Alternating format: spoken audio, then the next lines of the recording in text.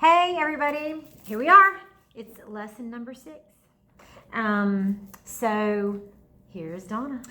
And here is Georgia O'Keeffe. And that's who we're going to talk about for this last lesson. Georgia O'Keeffe was an American female artist, and she was born in 1887, and she lived to be 98 years old. That's awesome. I'm telling you. That's what I'm counting on. I'm counting on Art was kind to her, and this is a picture of her in her old age. And she kept making art the whole time. When she got really old, she needed help. She had assistants, but she kept making art. It was not easy when Georgia O'Keeffe started out for a female in America to become an artist. Times are very different. They were extremely different. She was born in Wisconsin. She had very educated parents who encouraged her. And one thing that Georgia O'Keeffe always loved was nature. And she was always inspired by the nature that was around her. She ended up going to art school, and then she ended up going to New York. And in New York, she met Alfred Stieglitz, who she ended up marrying. And he was a fine art photographer. He took this photograph of her and many more. And he also owned a gallery in New York. And he recognized her talent right away, and he promoted her, and that helped her become the well-known artist that she was to become. I'm glad she kept her name. Yeah, but Georgia Stieglitz. Stieglitz is kind of a cool name too. Stieglitz had an important role in American art on his own because he was one of the first gallery owners to bring over Picasso and the Surrealists and to show those to an American audience. And once American artists caught on to abstraction, he was one of the first galleries to show American abstract art. And that's the only way I know to classify Georgia O'Keeffe. She didn't really fit into a movement, but she was an abstract artist inspired by nature who did. She's most well known for her flowers, but she would do these big paintings, and she would do close-ups of flowers or of nature. And I'm just going to show you a few copies of her stuff. So we have this one. We have this iris. So just by moving in really close, she was able to create her abstraction. You know, we saw with Cubism and we saw with Surrealism a couple of ways to do abstraction, but her form of abstraction was to simplify and to move in close. Here is one of my favorite flowers. She changed the colors on it, but the Jack in the Pulpit. I always get so that's my first wildflower. excited when I'm out hiking and I see a Jack in the Pulpit. That's the first wildflower I ever found was a Jack in the Pulpit. They're very I mean, when I was out looking for them. I don't think I've shown you. Here's another one. Another one of hers. Okay. So, my students, what I want y'all to do this time is I want you to be inspired by Georgia O'Keeffe, and I want you to either find a natural object and do a close-up of it, or I want you to find a close-up photograph of nature and use that to create your work of art. All right, so here is one example. This is a close-up photograph of a flower, and I think it would make... Okay, so my phone just died. So I think I was talking about Georgia O'Keeffe moving out west. And when she moved out west, she had different scenery. We have different scenery. We have, you could go to the mountains and see something completely different than you see at the beach. She would draw what was available to her. And in the desert, what do you think of? I mean, what do you think of? Desert flowers. Desert flowers. She was in New Mexico. And dun, dun, dun, dun, dun, dun. Only Donna Kaufman has this. Ooh, can y'all see that? I have like 5 of these. I have these and pelvises and bones. Look at that next to your head. I never realized their skulls were so much bigger than our skulls. Isn't that this is beautiful to me. It is. This is, look, there's his teeth. Okay, so I have these all over my backyard, and I will, by this time, y'all already know we have an Instagram page. Hopefully y'all have been posting stuff to it. So I will put this up, and I'm going to put a picture of the one I have. I have a cow pelvis, which she painted also. But I have one of those hanging on it's on a wooden stake, big wooden pole in my yard, and it's got wild honeysuckles growing through it. So I'll put a picture of that up for you guys to see. Name? Let's give him a name. What him. shall we name him? What does he look like? Oh, he has to be a him. He's a him. He's a him. He's a him. We're to name him. I would have named him Georgia, because that would make sense, Georgia O'Keeffe. But, Yeah. I forgot to tell him something about Georgia O'Keeffe. It always bugged me. I always wanted Georgia O'Keeffe to somehow be linked to Georgia. Yeah, Wouldn't you think? Yeah, but she's not. No, she was named Georgia after her grandfather George. She was never in Georgia that I knew of. So Donna and I are up here at the Monroe Walton Center for the Arts. That's where we're doing these because it's nice and quiet, and I don't have any of my boys playing music, and it's just quiet.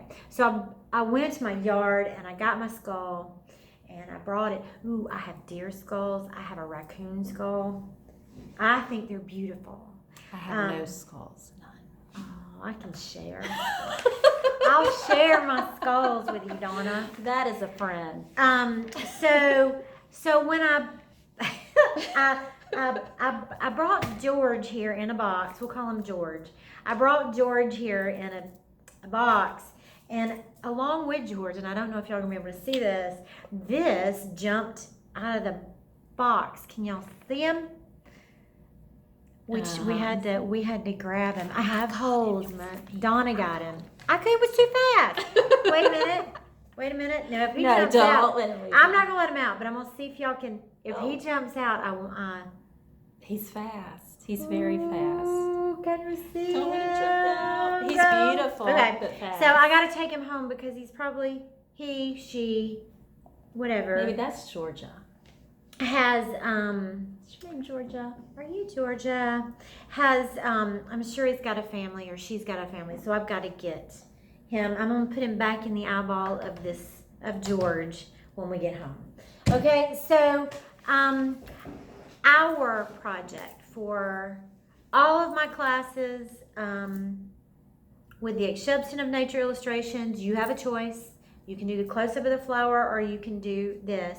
I want us to do skulls, all right? So that is one of her skulls. That's on fabric.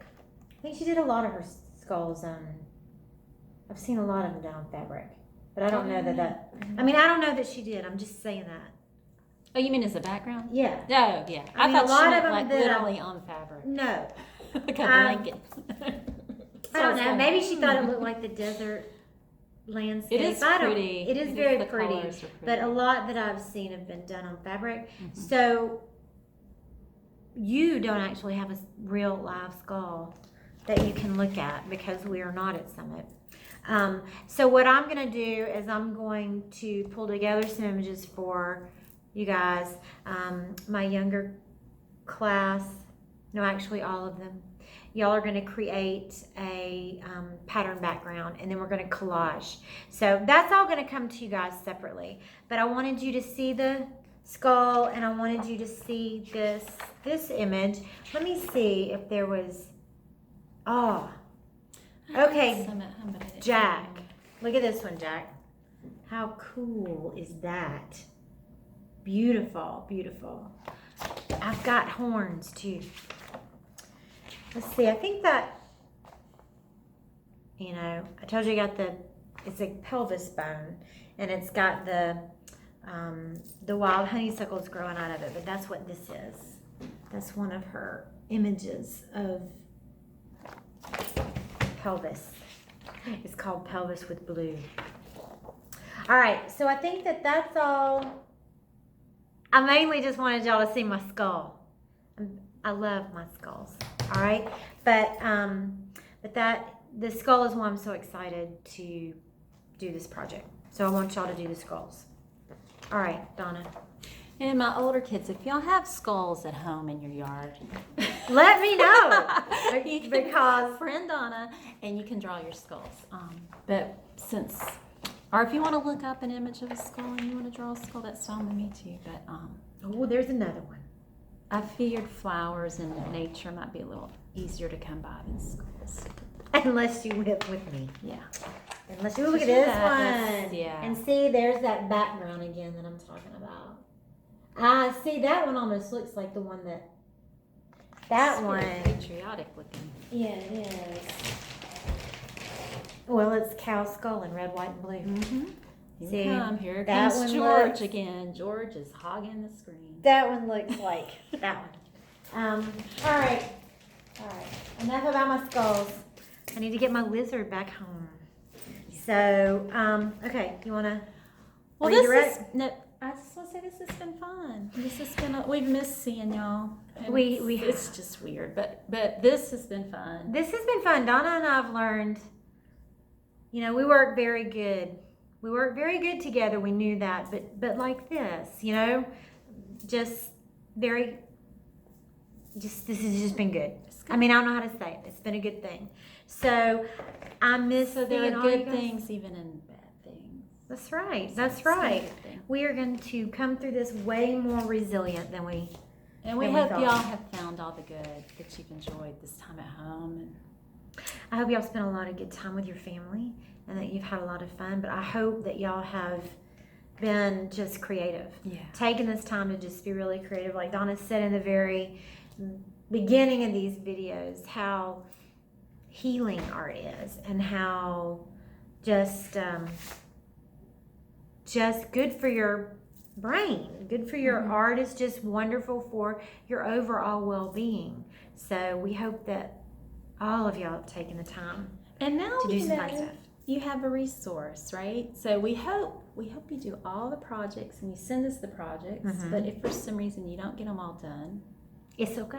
you can do them later. You can look back and do them Yeah. later and do a different version. And All right. So I guess that's it. yeah, we're done. All right. We did it. Bye. Bye.